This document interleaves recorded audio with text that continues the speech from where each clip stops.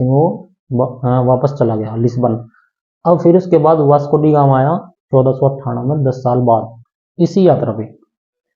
वो इसी रास्ते से होता हुआ आया, ठीक है, लेकिन वो यहां नहीं रुका। वो कहाँ पहुंच गया? वो तो सीधा भारत पहुंचा भाई, ठीक है। वो सीधा कहाँ गया? भारत आ गया, ठीक है। अब भारत के वो कालीकट बंदरगाह पर उतरा। वहां का जो शासक था वो था जमोरिन, हिंदू शासक था। कालीकट कहाँ पड़ता है? केरल में। केरल के मालाबार क्षेत्र में। केरल के मालाबार क्षेत्र में क्या पड़ता है? कालीकट। उस समय कालीकट था।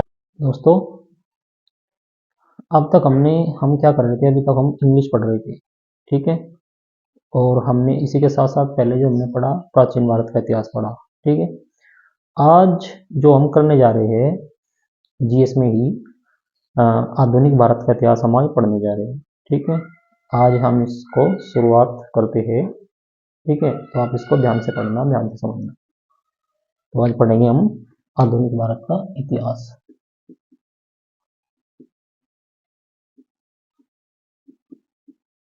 आधुनिक भारत का इतिहास।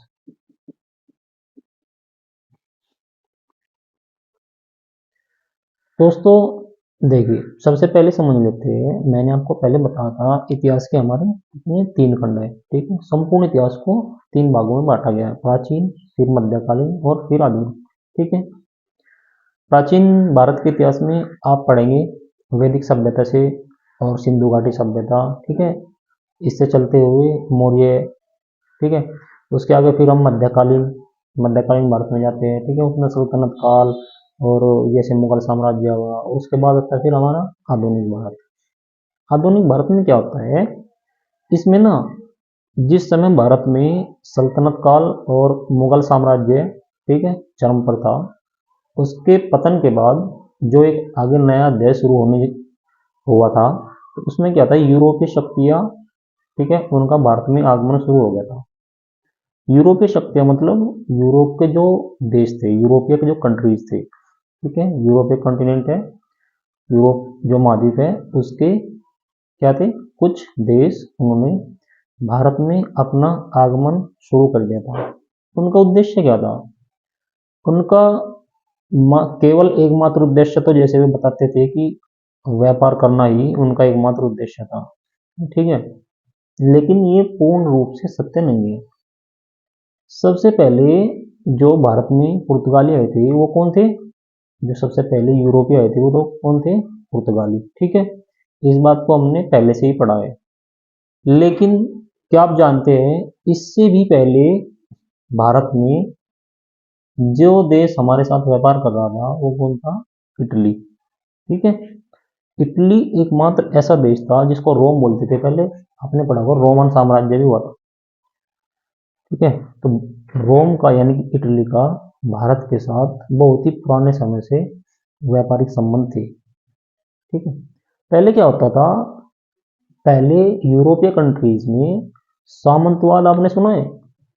सामंतवाद,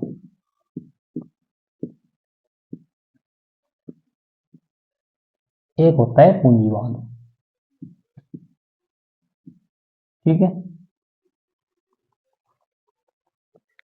सामंतवाद व्यवस्था वह थी जिसमें किसी देश का राजा, ठीक है, या वहां पहले क्या होते थे? कबीले होते थे। छोटे छोटे कबीलों से मिलकर एक उनका एक राजा होता था, ठीक है।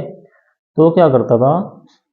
जो जमीनें थी ना, उनको पट्टे पर दे देता था किसानों, उसको बोलते थे सामंत, जो राजा था।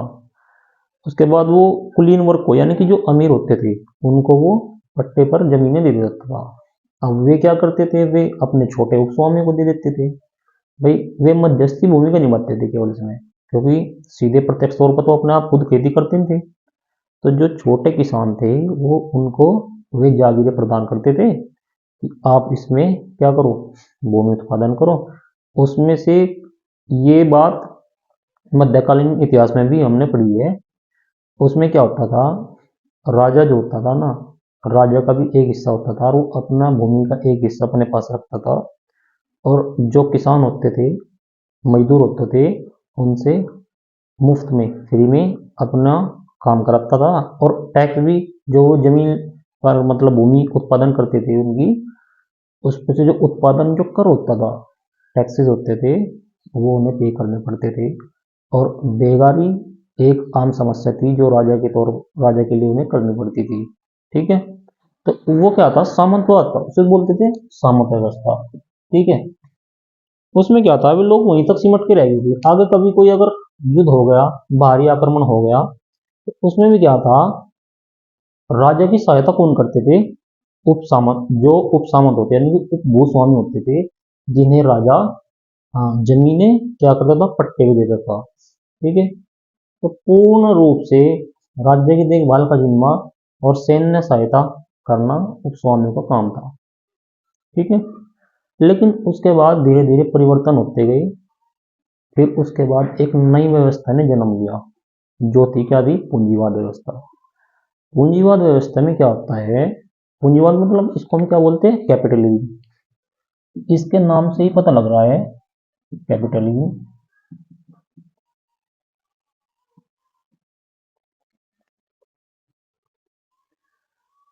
कैपिटलिज्म यानी कि पूंजी, पूंजी मतलब पैसा। ठीक है, अब उन्होंने मतलब धीरे धीरे समाज में परिवर्तन आया, लोग पूंजीवाद की ओर बढ़े। उन्होंने सोचा कि अब केवल मुनाफे की ओर ध्यान दिया जाए। ठीक है, पूंजीवाद का मेन जो उद्देश्य था, वो क्या था, केवल लाभ कमाना। ठीक है, यानी कि एक बिजनेस या उद्योग आप स्थापित करो, उसमें से जो भी होगा लाभ कमाओ। और उस समय क्या था, हर देश क्या था, अपने ही राष्ट्र पर निर्भर नहीं था।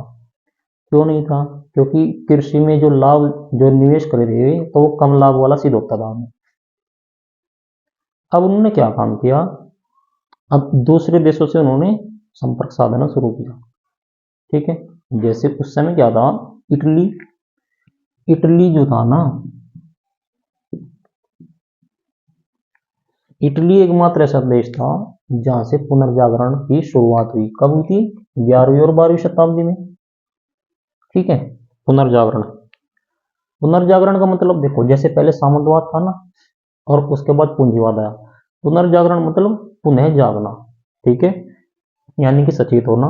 और पूंजीवाद की तरफ वे फिर उसमें गए, आगे बढ़े। ठीक है, पुनर्जागरण का जो अभ्युदय हुआ था, सबसे पहले कहाँ हुआ था, इटली में। ठीक है, तो इटली ने क्या किया, पूंजीवाद व्यवस्था को इसने जन्म दिया, और इसको इसका इसका समर्थन मिला।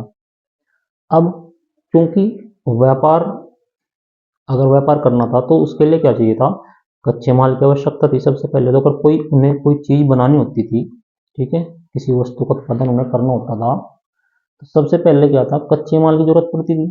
ठीक है, कच्चा माल कहाँ से आता था, कच्चा माल इन्होंने क्या किया, यूरोप की बजाय पूर्व की ओर ध्यान देना शुरू किया। ठीक है, पूर्व कहाँ, दक्षिणी पूर्वी एशियाई देश जितने भी थे उनकी तरफ। ठीक है, तो इटली के आज से भी पहले, बहुत पहले से भारत के साथ संपर्क रहे हैं। भारत और चीन के साथ इनके पहले से ही संबंध रहे। ठीक है, तो इटली उस समय से ही भारत के साथ व्यापार कर रहा था।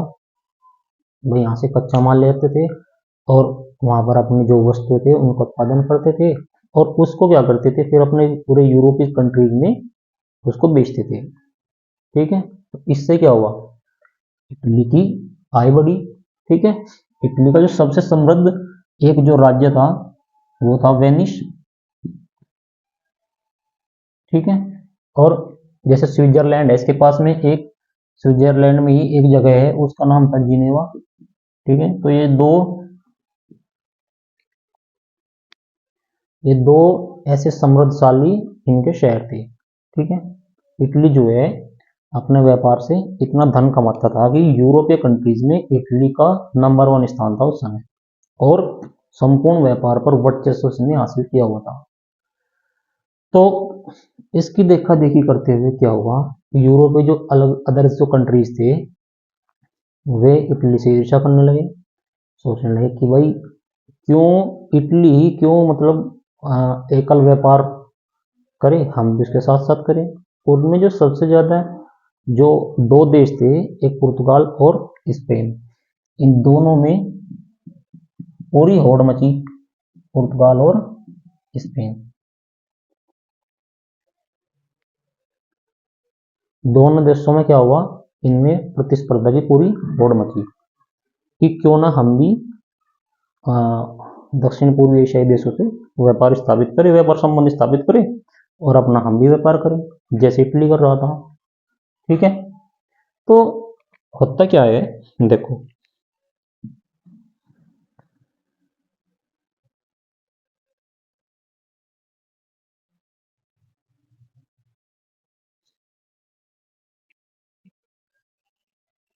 मान लिया बात ये यूरोप है, ठीक है, ये यूरोप है और इसमें कहीं को इटली है, ठीक है, इसमें यहाँ पर इटली है। तो इससे बाद जो एशियाई देश है, एशिया में क्या है, यहाँ पर मिस्र हो गया, ठीक है, उसके बाद इधर यहाँ पर सऊदी अरब हो गया, सऊदी अरब।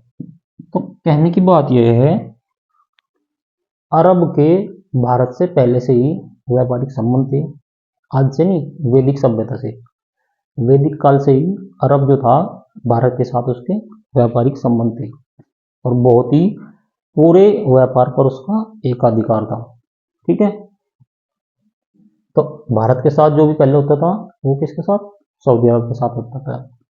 अब सऊदी अरब ने क्या काम किया, देखो था एक मुस्लिम कंट्री, लेकिन भारत का इसको पूर्ण रूप से पहले ही बहुत समर्थन रहा और सुरक्षा के नजरिए से भी इसने भारत को मतलब सहायता प्रदान की। अच्छा, सऊदी अरब देखो पहले क्या होता था, व्यापारिक दृष्टि से जिसका समुद्री क्षेत्र पर जितना अधिकार था, आधिपत्य था, वो उतना ही मजबूत देश होता था। सऊदी अरब का क्या था, संपूर्ण हिंद महासागर पे इसका अधिकार था, संपूर्ण हिंद महासागर पे इसका अधिकार था। तो इसने क्या काम किया, सऊदी अरब ने, इसने मिस्र और पर्शिया जो देश है, ठीक है, उस पर रोक लगा दी, क्योंकि एकमात्र जो रास्ता था यूरोप पे जो व्यापार करने का, वो क्या था, फारस की खाड़ी से होते हुए जाया जाता था। इटली में जो सामान जाया जाता था ना, इटली में जो माल जाया जाता था भारत से, वो कहाँ जाया जाता था, दो तरीके से जाता था, एक तो फारस की खाड़ी से होते हुए, फारस की खाड़ी से होते हुए जाता था। तो फिर इसको क्या करते थे, मिस्र मिस्र ला जाता था, और मिस्र में भी एक जगह थी अलेक्जेंद्रिया, ठीक है, अलेक्जेंद्रिया।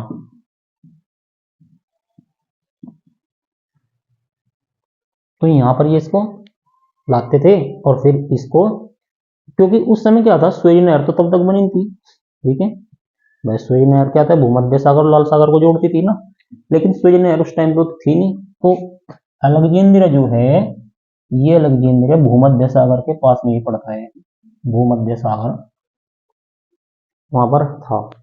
तो इटली क्या था, इससे ऊपर था इधर। तो इन्होंने क्या काम किया, इधर से लाते हुए ना, फारस की खाड़ी से होते हुए जो उनके जलपोत आते थे, मिस्र के अलेक्जेंड्रिया लाया जाता था, फिर उससे फिर भूमध्य सागर को जोड़ते हुए वे उसको इटली पहुंचाते थे। ठीक है, तो ये उसका रास्ता था। दूसरा एक रास्ता और था, उसको लाल सागर से लाया जाता था और फिर मुस्लिम कंट्रीज जो है, जैसे इराक ईरान हो गई ना, इनके द्वारा मध्यस्थता के तौर पर उसको इटली पहुंचाया जाता था। उसमें क्या था, जो मुस्लिम कंट्री थी वे अपना मुनाफा उसमें कमा लेते थे, क्योंकि भाई एक मीडिएटर के तौर पे वे केवल माल का वाहक का काम करते थे, ठीक है, उसमें उनका मुनाफा होता था। तो इसी को देखते हुए इटली का तो पूरा एक अधिकार था पूरे व्यापार का। तब इसलिए पुर्तगाल को उनसे ईर्ष्या हुई, और चूंकि जो सऊदी अरब था उसने क्या किया, मिस्र को जाने वाला जो रास्ता था ये बंद कर दिया, मिस्र और जो फारस की खाड़ी से होता है जाने वाला जो रास्ता था ना, उसको बंद कर दिया। इस वजह से यूरोप का भारत से संचार टूट गया। ठीक है, संचार खत्म हो गया, तो यूरोपीय क्या करते, कैसे व्यापार करते, उनके पास और तो कोई विकल्प नहीं था। लेकिन उसमें भी इटली का पहले से एकाधिकार था, क्योंकि तो 11वीं और 12वीं सदी से भारत के साथ व्यापार कर रहा था। इटली पे उसका कोई इतना प्रभाव नहीं पड़ा। लेकिन अन्य जो देश थे, यूरोप में जो अन्य कंट्रीज थे, जैसे पुर्तगाल, स्पेन, ठीक है, आदि आदि जो देश थे, उन्हें यहाँ से व्यापार करना मुश्किल हुआ। ठीक है, उनके पास ऐसा कोई रास्ता नहीं था। तो अब होता क्या है,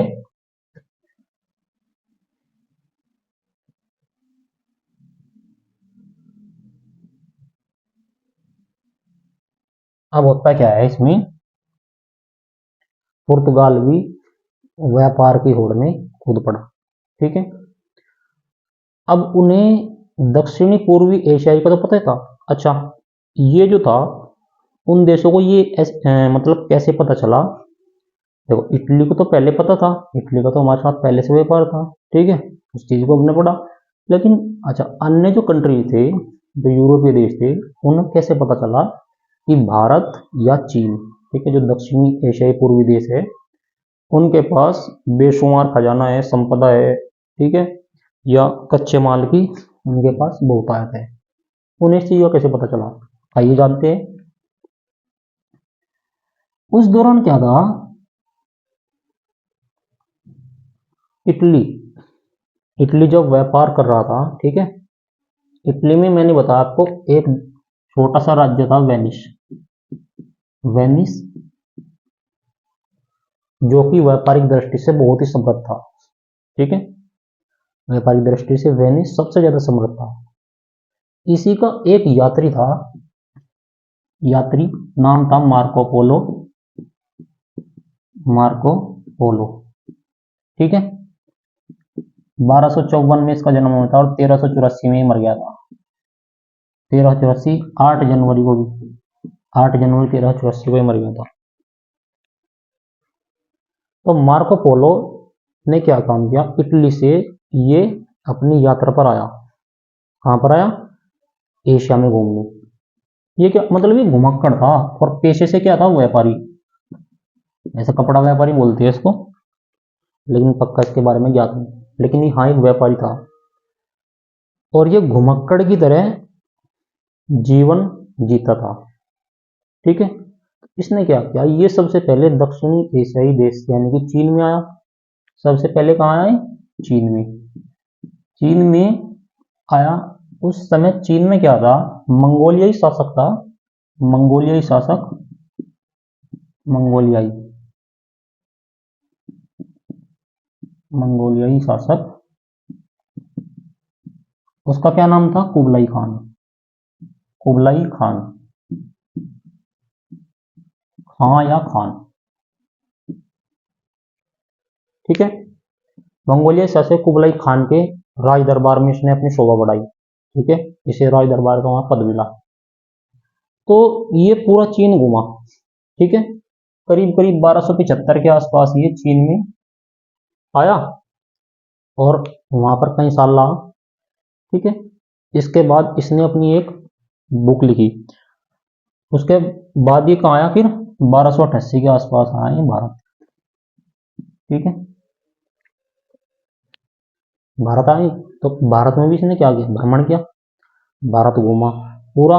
तो कुल मिलाकर बात यह है, इसे पूरा आभास हुआ कि एशियाई जो जितने देश है उसमें धन संपदा और व्यापार के क्षेत्र से वो समृद्ध है और वहां पर व्यापार किया जा सकता है। इसने क्या किया, अपनी एक पुस्तक लिखी। किसने? मार्को पोलो ने। उस पुस्तक का नाम था इला मिलियन। इला मिलियन, ठीक है, इटालिक शैली में थी। इला मिलियन, जिसका अंग्रेजी में नाम होता है मार्को पोलो की यात्रा। मार्को पोलो की यात्रा। अच्छा, ये क्या था, जो ये पुस्तक थी, इसमें इसने क्या लिखा था? इसमें इसने अपने यात्रा वृतांत लिखे। ठीक है, कि मैंने वहां पर यात्रा की, वहां मैंने ऐसे ऐसे देखा, वहां तो बहुत ज्यादा धन संपदा है, व्यापारिक क्षेत्र से व्यापारिक दृष्टि से वो चेतन समृद्धशाली है। तो इस पुस्तक को अन्य देशों ने पढ़ा, ठीक है, दूसरे देशों ने पढ़ा, तो उन्हें पता लगा कि हाँ भाई दक्षिण पूर्वी एशियाई देश जो है वो व्यापार के लिहाज से क्या है, पूरे समृद्ध है, और वहां पर व्यापार किया जाना फायदेमंद साबित होगा। तो सारा जो खेल खराब गया ना, वो मार्को पोलो की देन है, ठीक है। हमारे देश में जो यूरोपीय शक्ति का आगमन हुआ ना, ज्यादातर हम ये कहेंगे कि इसमें मार्को पोलो का हाथ रहा होगा, क्योंकि इसने क्या किया, अपना यात्रा जो वर्तमान लिखी वो दूसरे देशों को पता चला कि वहां तो ऐसा ऐसा है, ठीक है। अब होता क्या है फिर, इटली का देखो व्यापार चल रहा था, दूसरे देशों ने होड़ मची कि हम भी चलेंगे, जैसे कि पुर्तगाल वालों ने पढ़ा इसकी पुस्तक के बारे में, तो वे क्या करने लगे, भारत पहुंचने का मार्ग ढूंढने लगे, क्योंकि सऊदी अरब ने तो बंद कर दिया था, संपर्क ही टूट गया था यूरोपीय देशों से, ठीक है। जो रास्ता था पारस खाड़ी, उस समय सुएज नहर बनी थी तब तक, तो जाए कहां से, पुर्तगाल का जो एक राजकुमार था, राजकुमार हेनरी बोलते हैं, राजकुमार हेनरी,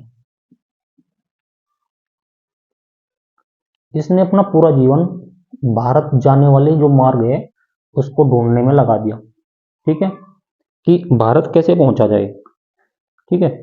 भारत आने के लिए इसने, ये पेशे से नाविक भी था, नाविक था, नाव चलाना जानता था, ठीक है। तो होता क्या है, इसी सिलसिले में एक पुर्तगाली यात्री था, पुर्तगाली यात्री, नाम था उसका बार्थोलोम्यो डियाज, बार्थोलोम्यो डियाज, ठीक है, बार्थोलोम्यो डियाज, ये पुर्तगाल से चलता है, ठीक है।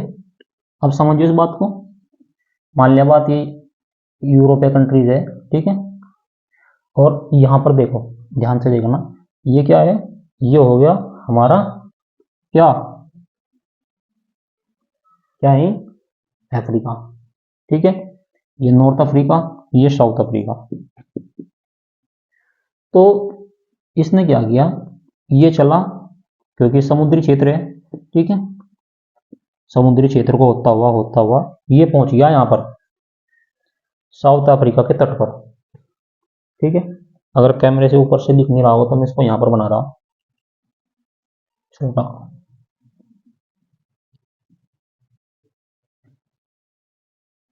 आप ये मान लो ये अफ्रीका है।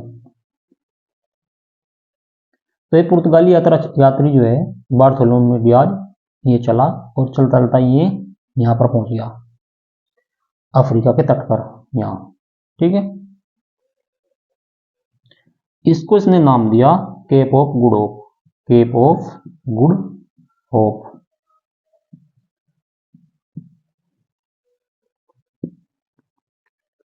यानी कि जहां पर ये रुका इसका नाम क्या पड़ गया, Cape of Good Hope. Hindi में बोलते हैं इसको उत्तम आशा, उत्तम आशा अंतरिक, ये आता है, ठीक है। इन पॉइंटों को आप नोट करते जाना। पुर्तगाली यात्रा आया, बार्थोलोम्यू डियाज कब आया, 1487 ईस्वी में, ठीक है। केवल यहीं तक, केवल यहीं तक पहुंचा है। केप ऑफ गुड होप यानी कि गुड होप उत्तम यानी कि अच्छी, होप मानी आशा, उत्तम आशा, केप मतलब अंतरिक, ठीक है। केवल यहां पर आया, यहां से ये इन्हें क्या किया, ये वापस लौट गया फिर, ठीक है। ये चला गया अपना पुर्तगाल, यानी कि कहां पर, लिस्बन में, लिस्बन पुर्तगाल की राजधानी है, ठीक है। तो ये लिस्बन में पहुंच गया, इसके बाद कब पहुंचा, 1487 में गया, 1487 में आए और 1488 में ये वापस चला गया था, ठीक है। कब चला गया था, 1488 में लिस्बन वापस पहुंचे। इसके बाद इसके 10 साल बाद कौन आता है, इसके 10 साल बाद पुर्तगाली यात्री वास्को दी गामा, ये वास्को डी गामा, ठीक है, आता है, और वो आता है 1498 ईस्वी में, ठीक है। बस 1487 में बार्थोलोमेव डी आ जाया, 1488 में वो वापस चला गया लिस्बन। अब फिर उसके बाद वास्को डी गामा आया 1498 में, 10 साल बाद इसी यात्रा पे। वो इसी रास्ते से होता हुआ आया, ठीक है, लेकिन वो यहां नहीं रुका। वो कहां पहुंच गया? वो तो सीधा भारत पहुंचा भाई, ठीक है। वो सीधा कहां गया? भारत आ गया, ठीक है। अब भारत के वो कालीकट बंदरगाह पर उतरा। वहां का जो शासक था वो था जमोरिन, हिंदू शासक था। कालीकट कहां पड़ता है? केरल में, केरल के मालाबार क्षेत्र में। केरल के मालाबार क्षेत्र में क्या पड़ता है? कालीकट। उस समय कालीकट था, इसका नाम, अब इसका नाम कोझिकोड हो चुका है, कोझिकोड, ठीक है।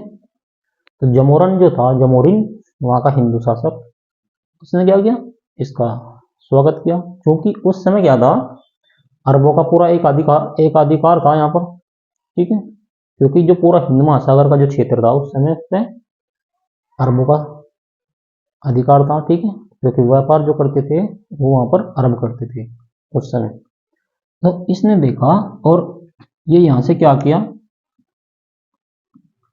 इसने कच्चा माल लिया यहाँ से, ठीक है, और वो इसको फिर वापस चल दिया अपने जहाज में, जो इसका जहाज था, और ये पहुंच गया फिर लिस्बन, ठीक है। तो जो पुर्तगाल का जो सम्राट था, अब उसे पता चला कि वह पुर्तगाल, जो वास्को डी गामा था वो भारत गया था, उसने भारत की खोज भी कर ली थी उस समय, क्योंकि उस टाइम तो रास्ता पता नहीं था किसी को। कहा ही जाता है जो वास्को डी गामा था ना, उसने जो वहां से माल लिया था ना, उसको बेचकर भी उसने 10 गुना ज्यादा मुनाफा कमा लिया था। यानी कि पुर्तगाल देश में या यूरोपीय कंट्रीज में भारत का जो कच्चा माल था उसके बेचने से इतनी आय उसको प्राप्त हुई कि लगभग 10 गुना के बराबर उसको आय प्राप्त हुई, यानी कि 10 गुना लाभ उसको ज्यादा हुआ। अब तो भाई पुर्तगाली सम्राट को लालच आ गया, ठीक है, और उसने सोचा अब तो भारत की ओर ही कुछ किया जाए और वहीं से भारत के साथ व्यापार स्थापित किया जाए, अपना एक उपनिवेश स्थापित किया जाए, जो कुछ है भलाई जो हो सकती है वो भारत से हो सकती है। अब इन्होंने क्या काम किया, ये देखो, आगे थे, इसको मिटो दो।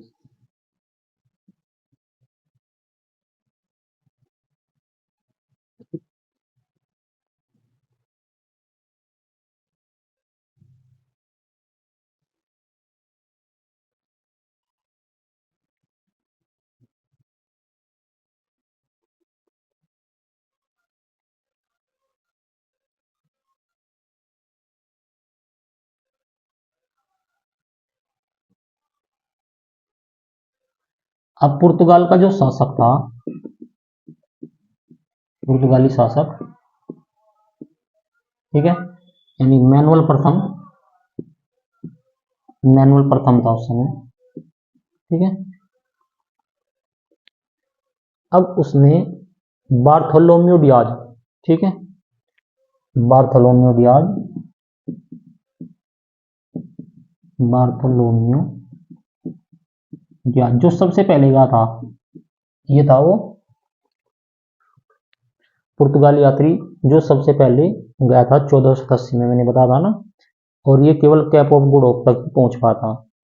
इसके साथ में एक ब्राजील का एक खोजी था, ब्राजील का एक खोजी जिसको ने ब्राजील की खोज की थी,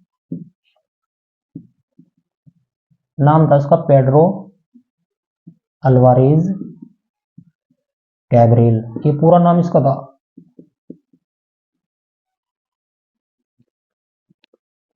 बार्थोलोम्यू डियाज के साथ ब्राजील जो खोजी था, ये क्या नाम था? पेड्रो अल्वारेज कैब्रेल, इसको साथ भेजा। अब तुम जाओ, और इसके साथ इसने क्या किया, 10 जहाज और 1200 1200 व्यक्ति भी जेनेसिस के साथ, ठीक है। इसमें मतलब सैनिक भी थे, 1200 व्यक्तियों का सैनिक दस्ता, ठीक है। इसके साथ भेजा कि अब आप जाओ और वहां पर व्यापार करो। अब इन्होंने क्या काम किया, कैप ऑफ गुड होप पहुंच गए। उसके बाद ये फिर कहाँ गई, अभी फिर उसके बाद भारत आते हैं यहाँ, ठीक है। भारत, अच्छा, अब देखो गुजरात से लेके, ठीक है, गुजरात से समुद्र स्टार्ट हो जाता है, तो यहाँ भी जा सकते थे, ठीक है। ये गुजरात में जा सकते थे, लेकिन गुजरात में क्यों नहीं गए, क्योंकि उस समय गुजरात का जो शासक था वो एक शक्तिशाली शासक था, उसका नाम था महमूद बेगड़ा, महमूद बेगड़ा। उसके क्षेत्र में इनकी घुसने की हिम्मत नहीं हुई, ठीक है, उसके क्षेत्र में घुसने की हिम्मत नहीं हुई इसकी। इधर दक्कन साइड में बहमनी शासक था जो, वो भी छिटपुट पड़ा था, ठीक है। यानी कि छोटे छोटे, उस समय क्या था, कबीलाई, कबीला कबीले थे छोटे छोटे, और अलग अलग झुंडों में रहते थे। भारत में यूरोपीय शक्तियों का जो प्रवेश हुआ ना, उसमें भारत की सबसे बड़ी कमजोरी ये रही कि भारत के पास कोई भी नौसेना नहीं थी, ठीक है। हम उस समय नौसेना में बिल्कुल कमजोर थे, और ना ही जितने शासक थे उन्होंने समुद्री क्षेत्र में नौसेना रखने का उन्होंने कोई विकास के बारे में कुछ नहीं सोचा, ठीक है। क्या है, कुछ नहीं है, खुला समुद्र है, कोई आओ कोई दिक्कत नहीं, ठीक है। यहाँ तक आगे चलते मुगल भी हुए उस टाइम पे, किसी ने नहीं सोचा। लेकिन केवल एक शासक जो थे, वो आगे पढ़ेंगे प्राचीन भारत में है, चोल साम्राज्य में ऐसा हुआ जिनके पास अपनी नौसेना थी, ठीक है। तो यहाँ तो महमूद बेगड़ा का शासन था, तो यहाँ तो जगह ही नहीं, तो इन्होंने क्या काम किया, ये उतरे कालीकट, कालीकट बंदरगाह था यहाँ मान लो, ठीक है। केरल के कालीकट, यानी कि फिलहाल क्या है, कोझिकोड। तो यहाँ पर ये उतरे, उतरे तो जरूर, लेकिन वहां पर क्या था, अरब थे, अरबी सेना थी, उनके साथ इनका युद्ध शुरू हो गया, ठीक है। क्योंकि ये इनका मेन मकसद क्या था, अगर जमोरिन को हरा दिया तो कालीकट अपना हो जाएगा, ठीक है। लेकिन कालीकट की जो सहायता कर रहे थे, कालीकट की जो रक्षा कर रहे थे, वो कौन थे, अरबी, ठीक है। अरब जो देश के थे, व्यापारी लोग थे, उनके साथ इनका क्या हुआ, झगड़ा हो गया। अब इन्होंने सोचा, अब आ तो गई है, मारकाट में चाहिए कुछ फायदा नहीं होगा, तो भैया तुम कालीकट को छोड़ के फिलहाल आप कोचीन और कैन्नौर, कोचीन और कैन्नौर में आप चले जाओ, ठीक है। वहां कम से कम टिक तो जाओगे। तो ये क्या काम किया उन्होंने, कोचीन कैन्नौर में पहुंच गए, ठीक है। कोचीन में उतर गए और बहुत ही बड़ा यहाँ से लाभ लेकर ये वापस लौटे, व्यापार किया, ठीक है।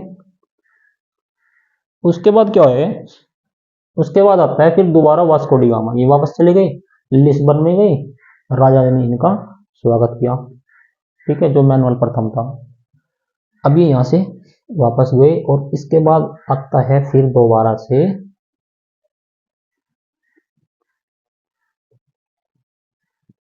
Vasco D gamma. उसके बाद फिर से वास्को डी गामा कब आया, 1502।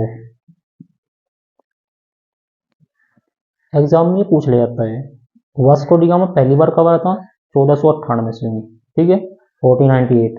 उसके बाद कब आया ये, 1502 में, ठीक है। तो जब ये 1502 में भारत आया, तो इसने क्या काम, ये फिर वहीं से जाना चाहता था, हाँ, कालीकट में आना चाहता था ये, कालीकट में। लेकिन कालीकट में तो जमोरिन के साथ तो इनके पहले संबंध बिगड़ गए थे, ठीक है, क्योंकि वहां पहले इन्होंने युद्ध छेड़ दिया था अरबी सेना के साथ। अब इन्होंने क्या काम किया, देखो ये कालीकट होगा, जैसे यहाँ कोचीन हो गया, तो कोचीन के और कालीकट की दुश्मनी थी पहले से, ठीक है।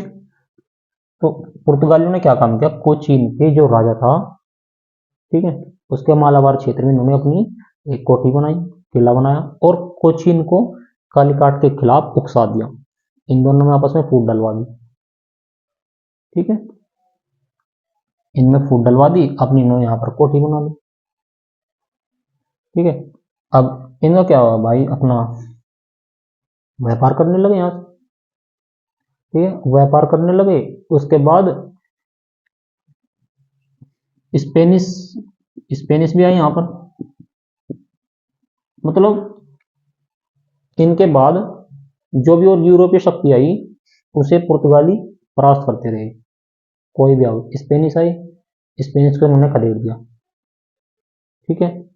अब इन्होंने क्या काम किया, स्पेनिश के साथ युद्ध किया। यहाँ 1509 में इन्होंने क्या किया, दीव पे अधिकार कर लिया, दमन दीव था ना जो, दीव पे अधिकार कर लिया। उसके बाद फिर इन्होंने 1510 में गोवा जीत लिया, ठीक है, जो गोवा को अपनी प्रशासनिक राजधानी बना ली कि अब यहाँ से अपना जो भी है कार्यभार यहाँ से संभालेंगे, ठीक है। तो ये ऐसे थी। स्पेनिश सम्राट जो था चार्ल्स पंचम था, चार्ल्स पंचम, उसने घोषणा कर दी कि भाई तुम ही संभालो उसको, मैं अपना जा रहा हूँ फिलीपींस। वो बोल रहा कि भाई हम तो अपना फिलीपींस में देख लेंगे, ठीक है, तुम संभालो, मैं तो केवल फिलीपींस तक अपना व्यापार कर लूंगा, बाकी तुम। तो इसके बाद तो ये अपना खुश हो गए, यहाँ के एक छत्र बादशाह बन गए पूरे हिंद महासागर के, ठीक है। अरबों को इन्होंने मार काट कर उनको भगा दिया और लगभग 10 साल इनके जो जहाज थे संपूर्ण तरह से उनको नष्ट कर दिया। जितने भी जहाज थे अरबों के उनको पूरा इन्होंने समाप्त कर दिया। फिर तो अपना एक छत्र बादशाह हो गए पूरे हिंद महासागर के। अब ये इनका क्या काम था, मेन मकसद ये था कि भारत के जो फितोरियो, जो बेसमेंट है, अड्डे, फितोरिया, उन्हें बोला जाता था फितोरिया। फितोरिया किसे बोलते थे, फितोरिया ना एक शब्द है, फितोरिया लेकिन भाषा सर, फितोरिया एक व्यापारिक अड्डा होता था, ठीक है, व्यापारिक अड्डा। यहाँ से क्या करते थे, नौसेना का जो बेड़ा होता था ना उसको सहायता प्रदान की जाती थी इनके द्वारा, ठीक है, जगह जगह फितोरिया होते थे। अब अफ्रीका में तो इन्होंने अपने फितोरिया बना लिए थे, लेकिन जल्दी पुर्तगालियों को ये लगा कि भारत में आपको फितोरिया पर कब्जा करना आसान नहीं होगा, ठीक है, क्योंकि भारत में बहुत सारी ऐसी शक्तियां थी, सभी राजाओं से लड़ना पड़ता, दुश्मनी मोल लेनी पड़ती, तो फिर आप व्यापार करोगे या युद्ध करोगे। तो ये उन पर कब्जा तो कर नहीं पाए, ठीक है, लेकिन फिर अपना वैसे व्यापार ये चलाते रहे।